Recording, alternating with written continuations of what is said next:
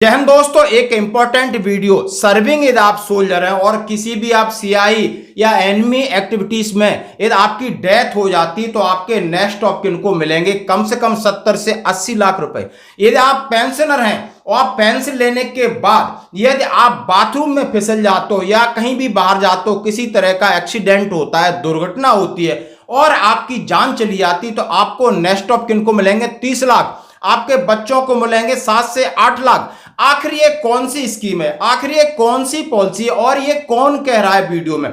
जरा वीडियो में कहने वाले जो शख्स हैं उनका नाम है लेफ्टिनेंट जनरल विनोद वशिष्ठा साहब है, जो रिटायर्ड हैं और ये अधिकृत एक अधिकारी हैं जो कि एसबीआई के साथ तमाम करार हैं, यानी तमाम उनके साथ अनुबंध हैं। आर्मी हेडक्वार्टर की तरफ से साहब नियुक्त हैं। साहब का टेलीफोन नंबर है, साहब से आप कभी भी बात करो, 24 घंटे आप व्हाट्सएप नंबर और आपका कॉलिंग नंबर।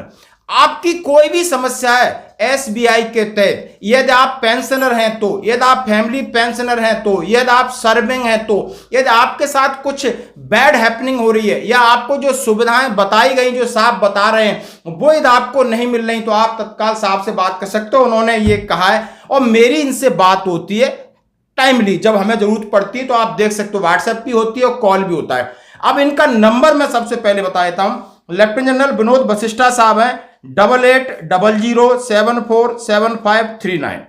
व्हाट्सएप नंबर है उनका 9013436312। ये दो नंबर है। अब मैं आपके आगे बताने वाला हूं कि सबसे पहले आपकी नैतिक जिम्मेदारी है कि जब आप सर्विंग में हैं तो आपका अकाउंट डीएसपी गोल्ड होना चाहिए। जब आप पेंशनर हैं तब आपका पेंशन गोल्ड होना चाहिए, वो आपको कन्वर्ट कराना पड़ेगा। और उसके लिए एडवाइजरी 2023 अप्रैल में निकली थी एडिशनल डायरेक्टर जनरल पर सर्विस एडजुटेंट जनरल ब्रांच की तरफ से अप्रैल 2023 को ऑल सभी कमांड्स में सर्कुलेट की गई थी, जिसका सब्जेक्ट था advisory number 4 awareness on DSP account benefits, यानी डीएसपी अकाउंट के बेनिफिट के बारे में अवेयरनेस करिए। और वही अवेयरनेस का झंडा साहब लेके घूम रहे हैं और कह रहे हैं मैं आपकी मदद के लिए, आपकी सेवा के लिए हूं। जो मेरा जीवन है ये सार्थक हो जाएगा यदि मैं आपको आपका हक दिला पाऊंगा। उन्होंने कहा है कि मैंने 70 लाख तक दिलाए और 4-5 केस ऐसे थे कि उन्होंने अपना पेंशन अकाउंट डीएसपी पेंशन में कन्वर्ट नहीं कराया। तो सुन लो, यदि आप रिटायर्ड होके आए हैं और आपका बैंक अकाउंट एसबीआई में है तो आप जाकर के अपना पेंशन अकाउंट डीएसपी पेंशन कराइए। उसका कोड होता है, फिर आपके पासबुक है या आपको दिख जाएगा आपका डीएसपी पेंशन गोल्ड। यदि आप रिक्रूट है ऑनरी कैप्टन तक उनके लिए गोल्ड है। और गोल्ड के साथ मिलने वाली सुविधा, यदि आप कहीं भी फिसल के गिर जाते हो या बाइक या किसी प्रकार का एक्सीडेंट होता है तो 30 लाख आपके नेक्स्ट ऑफ किन को मिलेंगे। आपके बच्चे 18 से 24 साल की उम्र है, एजुकेशन के लिए पैसे मिलेंगे, शादी के लिए 7 से 8 लाख मिलेंगे। उन्होंने इस बात को जोर देकर कहा है कि साहब हमसे बात होती है और यदि आपका जो कार्ड है, आपका डेबिट कार्ड है, उसमें 2 लाख तक का इंश्योरेंस है, उसके भी बोला किसी को पता नहीं, हमसे बात करो। कोई भी बैंक में मना करता है, आप अपनी बैंक शाखा, बैंक मैनेजर और साहब से बात करिए। साहब बोलते मैं 24/7 संडे हो मंडे हो फोन नहीं उठा पा रहा हूं, व्हाट्सएप मैसेज कर दो, सारे दिन कॉल उठाता हूं, मेरा काम अब सिर्फ यही है। और बड़े विनम्र हैं, आप बिल्कुल बड़ी विनम्रता से आपसे बात करेंगे। उन्होंने बोला कई विधवाओं को इसका बच्चों को मुआवजा मैं नहीं दिला पाया क्योंकि मुझे इस बात का दुख है कि इतना बड़ा देश, इतनी बड़ी सेना, मैं किस तरीके से अपनी आवाज पहुंचाऊं, इसलिए उन्होंने ये वीडियो बनाया जो आप तक पहुंचना बहुत जरूरी है। और उन्होंने बोलता है उन्होंने साहब ने बोला है कि आप अपने अकाउंट को एमओडी यानी कहा मल्टी ऑप्शनल डिपॉजिट की भी सुविधा लीजिए, उसमें रेट ऑफ इंटरेस्ट मिलता है, आप सीनियर सिटीजन के हकदार हैं। तमाम चीजों को उन्होंने अपने शब्दों द्वारा बताया। उन्होंने अपना नंबर दिया, आप कांटेक्ट कर सकते हो, जुड़ सकते हो। धन्यवाद। ये सिर्फ सेना के लिए नहीं, ये navy, air force, BSF, CISF, SSB, Assam rifles, coast guard, special frontier force, इन सब के लिए लागू है। यानी कि थोड़ा थोड़ा तब्दील होता है, लेकिन ज्यादातर जो प्रावधान है मैं बताऊंगा ये इन सब के लिए लागू है और बहुत सारे बैंकों में लागू है। सिर्फ थोड़ा सा पढ़ने के लिए एक लेंस लगा के पढ़ें। लेंस लगा के पढ़ने का अर्थ ये होता है कि थोड़ा समझें कि किस फॉर्म में लिखा है और नीचे जो छोटा सा लिखा रहता है टर्म्स एंड कंडीशंस, उसको जरूर समझें। यही मैं आपको एडवाइस करना चाहूंगा जो मैं रोजमर्रा देखता हूं। तो आपके साथी जो इसके अंदर भी हों, सेना में ही ना हो, navy, air force, CAPF, central arm police forces, navy, coast guard, कहीं पे भी हो, उनको भी ये बात उतनी ही लागू है। और हमारे तक पहुंचने के लिए और किसी क्लैरिफिकेशन के लिए जो नंबर मैं उसमें बताऊंगा, वो आप बेझिझक कभी भी, दिन रात, शनिवार इतवार, जब आपको समय लगे आप मैसेज करें या कॉल करें। मदद करना हमारा सौभाग्य होगा। अभी आते हैं पैकेजेस, जो हमारे सैलरी पैकेज हैं, जो आप ये तस्वीर देख रहे हैं। ये मेरे को थोड़ा सा इस बात में कहने में ये फख्र है कि आज के दिन में जिस फॉर्म में ये पैकेज बनाया, ये हमने बनवाया था 4-4.5 साल पहले, कि सैनिकों को और उनकी फैमिलीज को आप बिना किसी हिडन एजेंडा के लिख करके बताएं कि आपको क्या क्या प्रावधान लागू है। ये जो पेज है, ये 4 पेज का डॉक्यूमेंट है, ये सैलरी पैकेज, इसमें लोगो लगा है, ऊपर लिखा है saluting the heroes of for their valour. आप इसका मतलब आप समझते हैं। ये जो पैकेज है ये सर्विंग सोल्जर्स के लिए है और एक्स सर्विसमैन के लिए भी लागू है। तो इसके अंदर समझना ये है, सर्विंग सोल्जर्स के प्रोविजन थोड़े अलग हैं और एक्स सर्विसमैन के थोड़े कम हैं।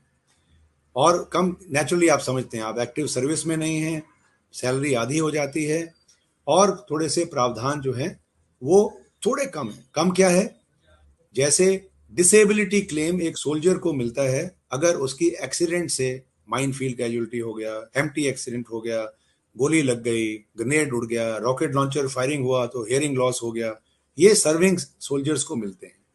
डिसेबिलिटी सोल्जर्स के लिए जो डिसेबिलिटी है वो एक्स सर्विसमैन को नेचुरली नहीं मिलती है। और जो पैकेज में जो इंश्योरेंस का अमाउंट है एक्सीडेंट का, वो सर्विंग सोल्जर्स के लिए 50 लाख है। अगर काउंटर इंसर्जेंसी में डेथ हो, ये भी मैंने बहुत लोगों को देखा है कि आपके घर में अगर किसी के साथ किसी भी टेररिस्ट और एनिमी एक्शन में डेथ हो तो प्रावधान जो है वो 10 लाख एक्स्ट्रा, लोन की माफी और डेबिट कार्ड इत्यादि इत्यादि इंश्योरेंस बना करके मैंने 75-79 लैक्स भी लोगों को डिस्बर्स होते हैं। तो ये थोड़ा सा अगर आपके नॉलेज में किसी के साथ ऐसा हो तो हमसे चेक करें, हम गाइड करेंगे। ये सब इसके अंदर लिखा हुआ है। इसमें मोटी मोटी बातें ध्यान देने वाली कि जो एक्स सर्विसमैन है 30 लाख की इंश्योरेंस, और SBI is the only bank जिसमें आपकी उम्र 105 साल भी हो, भगवान करे आप सब उस उम्र तक जिए, और बाथरूम में गिरते हुए आपका गिरने की वजह से डेथ हो जाती है, नॉट बिकॉज ऑफ स्ट्रोक और हार्ट अटैक, गिरने की वजह से, तब भी ये लागू है। इसमें एज रिस्ट्रिक्शन कोई नहीं। ये एक बहुत बड़ा फीचर है जो हमने 2 साल पहले अभी शुरू किया है कि एक्स सर्विसमैन कुछ भी अगर किसी भी कारण से कुछ हो जाता है तो एक्सीडेंट के कारण, तो एज रिस्ट्रिक्शन नहीं होती है, 30 लाख का मुआवजा होता है। दूसरी चीज, बड़ी बात जो मैं बताना चाहता हूं, जिसका ज्ञान बहुत कम है, सर्विंग में भी कम है, एक्स सर्विसमैन है तो बिल्कुल ही नहीं। हमको ये इंश्योरेंस तो जरूर मिलती है, लेकिन ज्यादातर सैनिक जो है वो 38-40 साल की उम्र में घर चले जाते हैं, 45 साल में, बच्चे छोटे छोटे होते हैं। तो अगर एक्स सर्विसमैन की कैजुअलिटी यानी कि डेथ हो जाती है एक्सीडेंट की वजह से, और उनकी अगर कोई बेटी है जिसकी डेट ऑफ एक्सीडेंट के ऊपर 18 से 24 साल की उम्र हो, तो उनको 8-10 लाख रुपए की एक्स्ट्रा पैसे मिलते हैं विवाह के लिए और कॉलेज एजुकेशन के लिए।